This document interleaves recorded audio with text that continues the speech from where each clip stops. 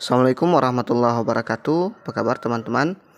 Kali ini kita akan melanjutkan pembahasan soal kita, latihan soal UP, UKM PPG untuk guru sejarah atau mapel sejarah. Video part 1 sudah saya upload, silahkan ditonton juga. Bagi yang baru bergabung, saya mohon bantuannya untuk klik subscribe, like, dan share. Dan tonton juga video-video lainnya seperti video pedagogi umum. Di situ sudah banyak sekali, silakan teman-teman lihat.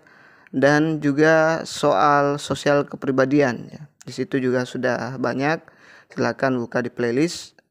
Mudah-mudahan bermanfaat untuk teman-teman. Baik, kita langsung masuk ke kisi-kisi dan latihan soal yang pertama. Masih sama ya, pedagogi dan ini.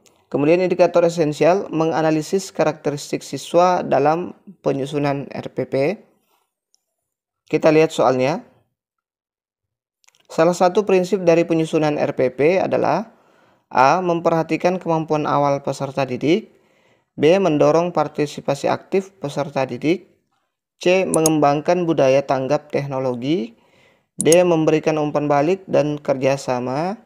E. Keterpaduan dan kesinambungan. Dijawab dulu.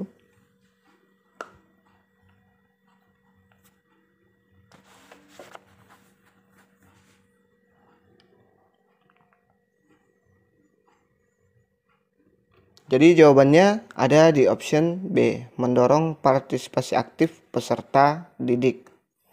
Kita lihat pembahasannya. RPP atau rencana pelaksanaan pembelajaran dirancang untuk membelajarkan peserta didik selama jam tatap muka berlangsung. Pembelajaran yang dikehendaki yakni student center learning ya. Maka RPP harus dirancang dapat membuat siswa terlibat aktif dalam pembelajaran.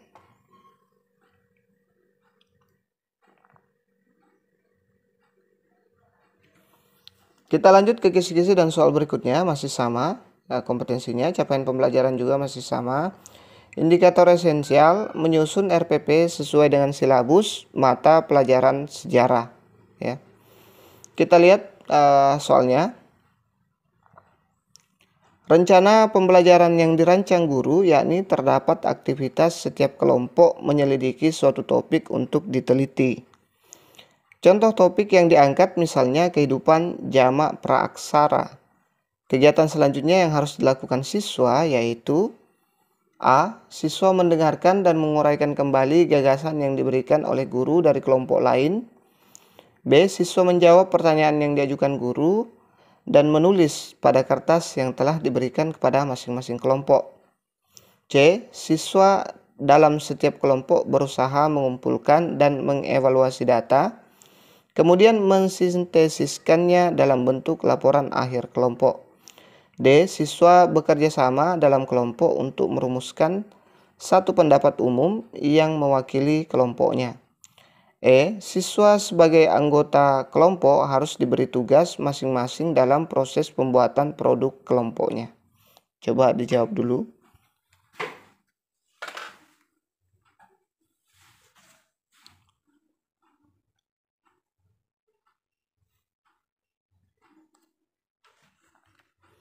Jadi jawabannya ada di option C. Siswa dalam setiap kelompok berusaha mengumpulkan dan mengevaluasi data, kemudian mensintesiskannya dalam bentuk laporan akhir kelompok. Kita lihat pembahasannya. Kegiatan penyelidikan atas suatu topik dapat dilakukan melalui kegiatan mengumpulkan data, mengolah data, dan melaporkan hasil olah data. Kita lanjut ke kisi-kisi dan latihan soal berikutnya. Masih sama kompetensi capaian pembelajarannya. Indikator esensial, menentukan jenis penilaian sikap dalam pembelajaran sejarah. Kita lihat soalnya. Penilaian sikap sosial yaitu sikap jujur dalam pembelajaran sejarah dapat diukur melalui indikator di bawah ini, yakni A. Bertanya kepada guru jika mengalami kesulitan memahami materi pembelajaran. B. Berbagi informasi dengan teman satu kelas tentang suatu peristiwa sejarah. C. Mengakui kesalahan di depan kelas pada saat pembelajaran sejarah berlangsung. D. Mengembalikan alat tulis yang dipinjam dari teman saat pelajaran sejarah. E. Mengumpulkan tugas pada waktu yang sudah disepakati bersama. Dijawab dulu.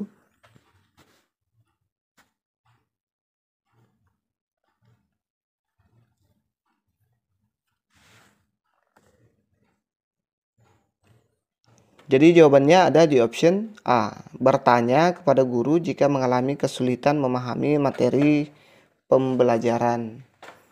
Kita lihat pembahasannya. Penilaian sikap sosial yakni jujur oleh guru mata pelajaran harus dilaksanakan saat mata pelajaran berlangsung. Sikap yang dinilai juga sikap yang generik dimungkinkan muncul pada semua peserta didik. Bertanya kepada guru apabila tidak mengerti merupakan bentuk perwujudan sikap jujur dan apa adanya. Kita lanjut ke kisi-kisi dan latihan soal berikutnya.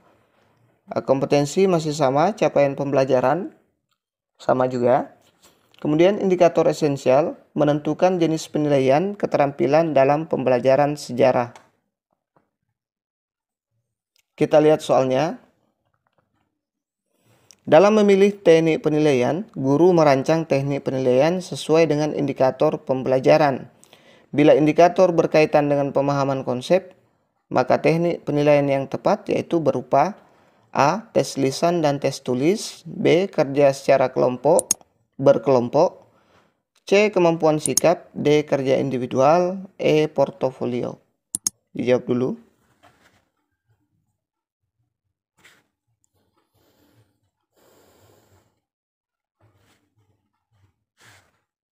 Jadi jawabannya ada di option A, yaitu tes lisan dan tulis ya. Kita lihat pembahasannya. Pemahaman atas suatu konsep atau pengukuran ranah kognitif dilakukan melalui tes baik lisan maupun tertulis. Kita lanjut ke soal selanjutnya. Kompetensi masih sama, capaian pembelajaran juga sama, indikator esensial menentukan jenis penilaian keterampilan dalam pembelajaran sejarah. Kita lihat soalnya. Manfaat yang diharapkan dapat dimiliki siswa ketika guru memberikan penugasan proyek adalah untuk menilai keterampilan A. Kemampuan mengaplikasi pengetahuan dalam suatu penyelidikan. B. Pembelajaran secara terpadu yang telah dilakukan guru. C. Kemampuan merefleksi perkembangan peserta didik. D. Melihat tingkat kemajuan peserta didik sejak awal pembelajaran. E. Keterampilan menyelidiki peristiwa-peristiwa secara khusus.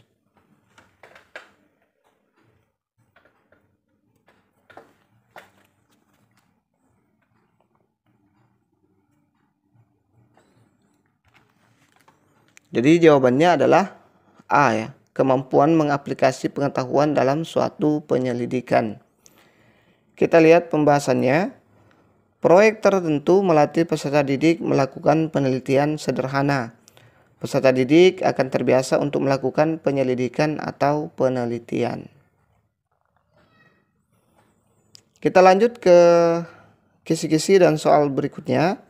Jangan lupa subscribe, like, dan bantu share.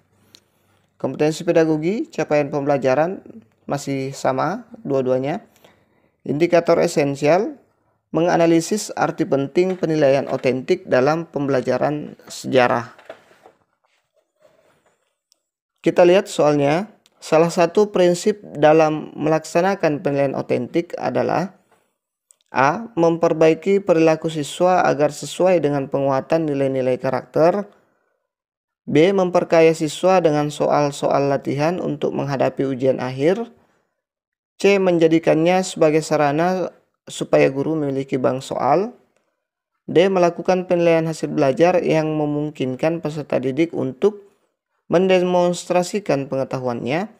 E. Menjadi suatu rutinitas bahwa setiap kegiatan harus dilakukan penilaian untuk mengetahui efektivitas suatu kegiatan.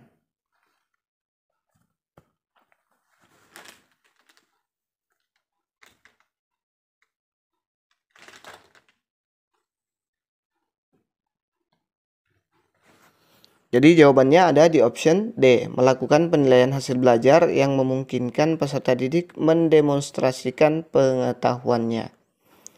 Kita lihat pembahasannya. Penilaian autentik merupakan penilaian yang dilakukan pada saat kegiatan berlangsung dan memungkinkan peserta didik menunjukkan kemampuannya. Penilaian autentik dapat dilakukan melalui observasi, penilaian diri, jurnal, tes, kinerja, penilaian proses, maupun penilaian portofolio. Kita lanjut ke kisi-kisi dan latihan soal berikutnya. Jangan lupa bantu subscribe ya teman-teman, like dan berkomentarlah.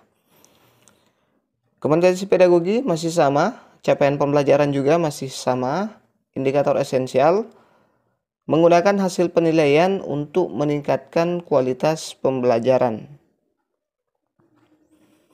Kita lihat soalnya.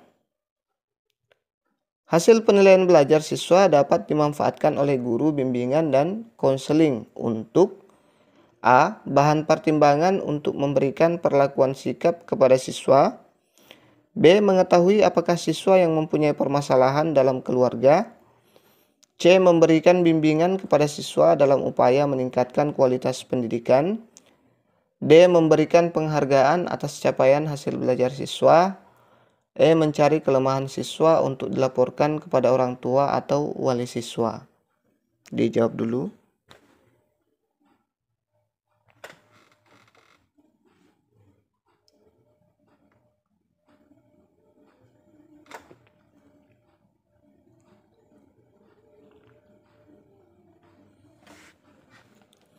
Jadi jawabannya ada di option E, mencari kelemahan siswa untuk dilaporkan kepada orang tua atau wali siswa. Kita lihat pembahasannya. Salah satu fungsi penilaian yakni untuk memberikan umpan balik kepada peserta didik. Penilaian mencerminkan perkembangan belajar peserta didik. Perkembangan inilah yang dapat dilaporkan oleh guru BK kepada orang tua. Kisi-kisi dan soal berikutnya. Kompetensi pedagogi, capaian pembelajaran, mampu merancang dan melaksanakan penelitian tindakan kelas untuk meningkatkan kualitas pembelajaran. Indikator esensial, menganalisis arti penting PTK untuk pengembangan profesionalisme guru sejarah. Kita lihat soalnya. Esensi dari penelitian tindakan kelas adalah A. Memperbaiki proses pembelajaran. B. Menetapkan praktik secara terencana. C. Mengubah keadaan kelas sesuai kemampuan guru. D. Menetapkan fokus penelitian secara cermat. E. Melaksanakan interpretasi pada praktik penelitian. Dijawab dulu.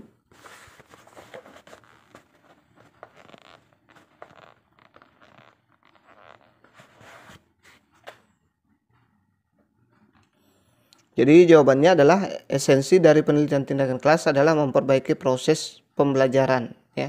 Jadi itu dia esensi dari PTK.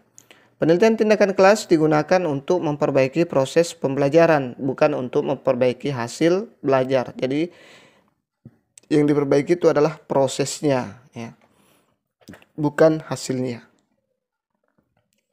Kita lanjut ke kisi-kisi dan soal selanjutnya. Kompetensi pedagogi, capaian pembelajaran, mampu merancang dan melaksanakan penelitian tindakan kelas untuk meningkatkan kualitas pembelajaran.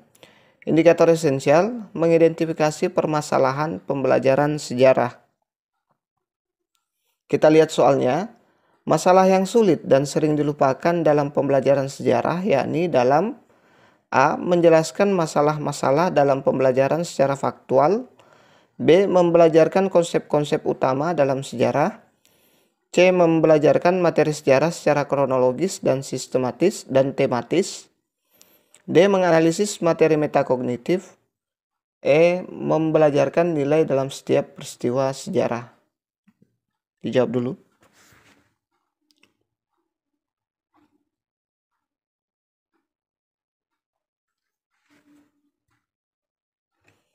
Jadi jawabannya ada di option E, membelajarkan nilai dalam setiap peristiwa sejarah. Kita lihat pembahasannya. Tujuan belajar sejarah yaitu untuk membuat orang bijaksana. Menjadi bijaksana melalui kegiatan mempelajari makna atau hikmah peristiwa yang telah terjadi.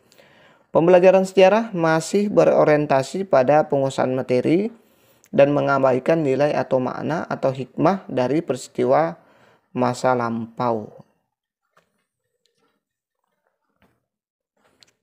Kita lanjut ke kisi-kisi dan soal berikutnya. Jangan lupa bantu subscribe, like, dan share-nya teman-teman. Masih di kompetensi pedagogi, capaian pembelajaran mampu merancang dan melaksanakan penelitian tindakan kelas untuk meningkatkan kualitas pembelajaran. Indikator esensial menyusun langkah-langkah PTK dalam pembelajaran sejarah. Kita lihat soalnya. Seorang guru melakukan penelitian tindakan kelas dengan menggunakan model Chemis dan Taggart. Maka langkah terakhir dalam satu siklus adalah A. Observasi, B. Pelaksanaan tindakan, C. Pelaksanaan tindakan dan observasi, D. Perencanaan tindakan siklus 2, E. Refleksi.